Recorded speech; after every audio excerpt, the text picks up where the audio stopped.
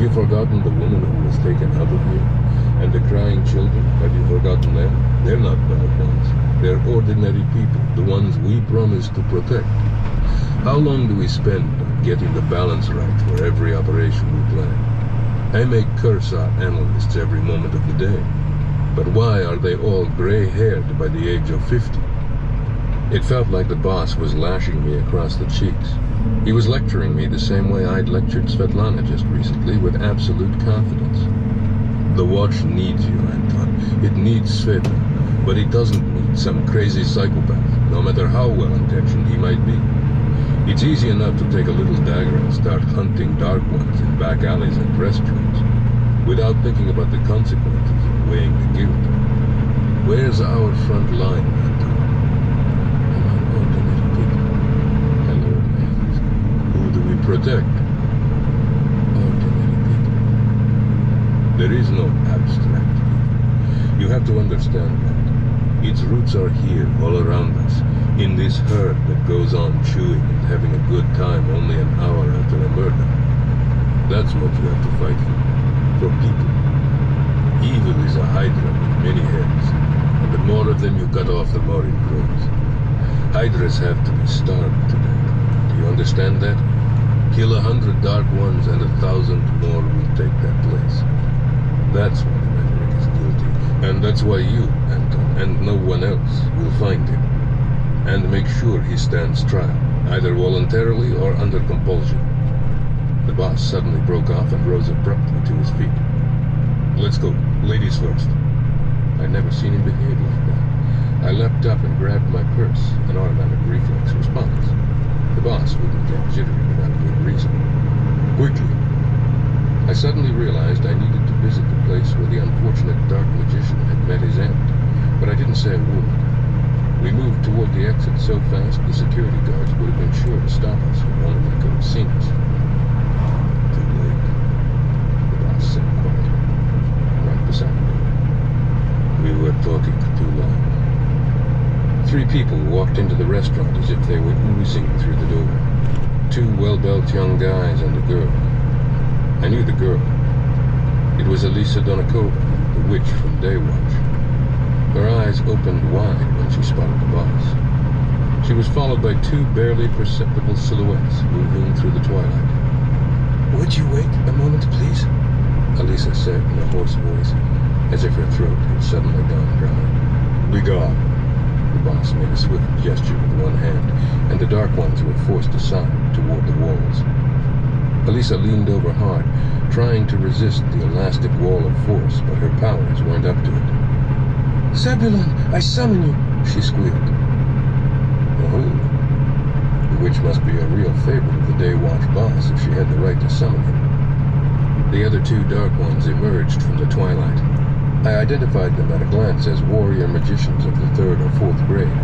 Of course, they were absolutely no match for Boris Ignatyevich, and I could give the boss a hand, but they could drag things out. The boss realized that too. "What do you want?" he asked menacingly.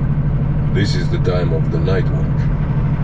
"A crime has been committed," said Elisa, her eyes blazing. "Here, not long ago, one of our brothers has been killed. Killed by one of..." She stared hard at the boss, then at me. "One of?"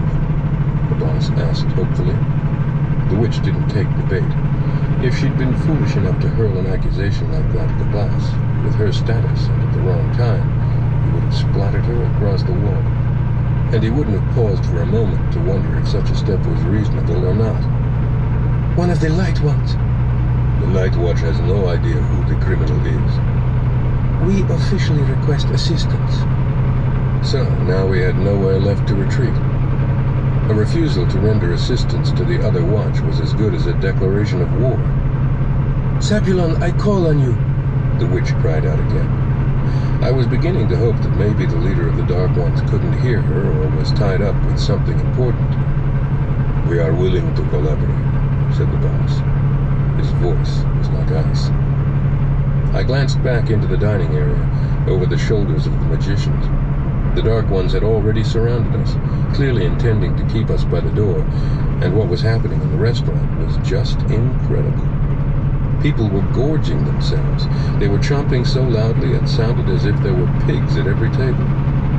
Their eyes were dull and glazed, their fingers clutched knives and forks, but they were raking up the food with their hands, choking on it, snorting and spitting it out.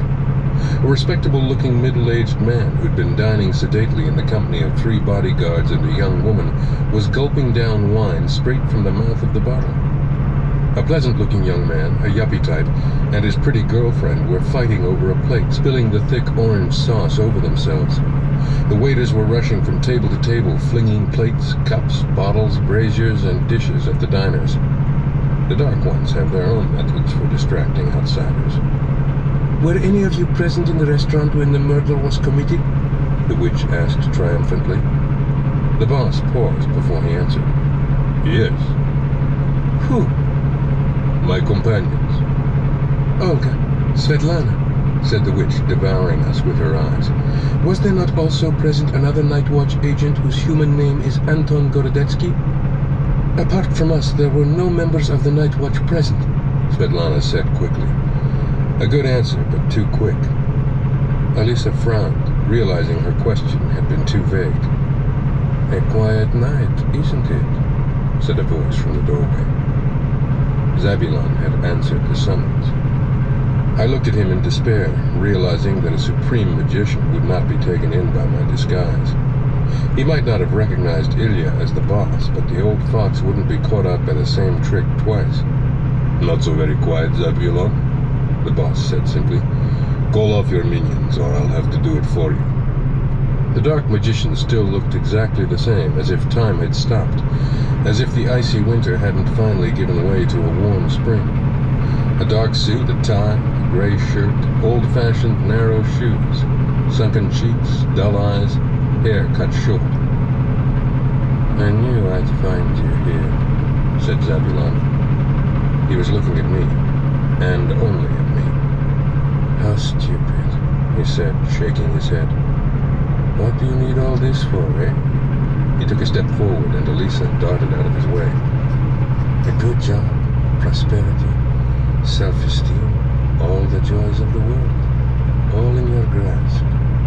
All you have to do is decide what you'll have this time. But you're so stubborn. I don't understand you, Anton." "And I don't understand you, Zabulon," said the boss, blocking his way. The dark magician reluctantly turned his gaze to him. "Then you must be getting old. The person in your lover's body is Anton Gorodetsky, the same person we suspect of the serial killings of Dark Ones. Just how long has he been hiding in there, Boris? Didn't you notice the substitution?" He giggled again. I looked around at the Dark Ones. They still hadn't understood. They needed another second, or half a second. Then I saw Svetlana raise her hand, with a yellow magical flame flickering on the palm. So now she'd passed the 5th level test, but this was still a battle we could only lose. There were 3 of us and 6 of them. If Svetlana struck, not to save herself, but to get me out of this fix, there'd be a bloodbath. I jumped forward. It was a good thing Olga's body was well trained and in such good shape. It was a good thing that all of us, light ones and dark ones, weren't really used to relying on the strength of our arms and legs, on simple, crude violence. And the best thing of all was that Olga, who had been deprived of most of her magic, hadn't neglected the skills of physical combat. Zabulon doubled up with a hoarse gasp when my fist, or rather Olga's fist, sank into his stomach. I swept his legs from under him with a single kick and dashed outside. "Stop!" howled Alisa, in a voice filled with admiration, hate, and love all at once. The hunt was on. I ran down Pokrovka Street in the direction of Zemlyanoy Val Street, with my purse bouncing hard against my back. It was a good thing I wasn't wearing high heels. I had to get away, disappear. I'd really enjoyed the urban survival course, but it was so short, really short. Who could have imagined a Night Watch agent would end up running and hiding instead of chasing and catching? I heard a screeching wail behind me. I leapt aside in a pure reflex response before I could even understand what was happening. A streak of crimson flame came hurtling down the street, coiling and twisting as it passed me. Then it tried to stop and turn back, but its inertia was too great. The charge crashed into the wall of a building, momentarily turning the stones white hot. But that was... I tripped and fell, glancing back. Zabulon was recharging his battle staff, but he was moving very slowly, as if there was something hindering him, slowing him down. He was shooting to kill. There wouldn't even have been a handful of dust left of me if I'd been caught by Shahad's lash. So the boss was wrong after all. The Daywatch didn't want what was inside my head. They wanted to eliminate me completely. The Dark Ones were running after me. Zabulon was aiming his weapon. The boss was restraining Svetlana as she struggled to break out of his grasp. I jumped up and started running again, already knowing there was no way I could escape. At least there was nobody around. Instinctive subconscious fear had swept everybody off the street the moment our confrontation began. Nobody else would get hurt. I heard a squeal of brakes and looked around just in time to see the Daywatch agents jump out of the way of a car careering wildly along the street. The driver stopped for a moment, evidently thinking he'd driven into the middle of a gangland shootout, then picked up speed again. Should I stop him? No, it wasn't allowed. I jumped up onto the sidewalk and squatted down, hiding from Zabulon behind an old Volga, letting the stray driver past. The silver Toyota hurtled past me, then screeched to a halt with a smell of burning brakes. The door on the driver's side opened and a hand beckoned me. Things like this just didn't happen. Heroes only got rescued by passing cars in cheap action movies. At least that's what I was thinking as I opened the back door and threw myself inside. "Get us out of here," shouted the woman I found myself next to. But the driver didn't need any encouragement. We were already moving. There was a flash behind us, and the driver swerved out of the path of a streak of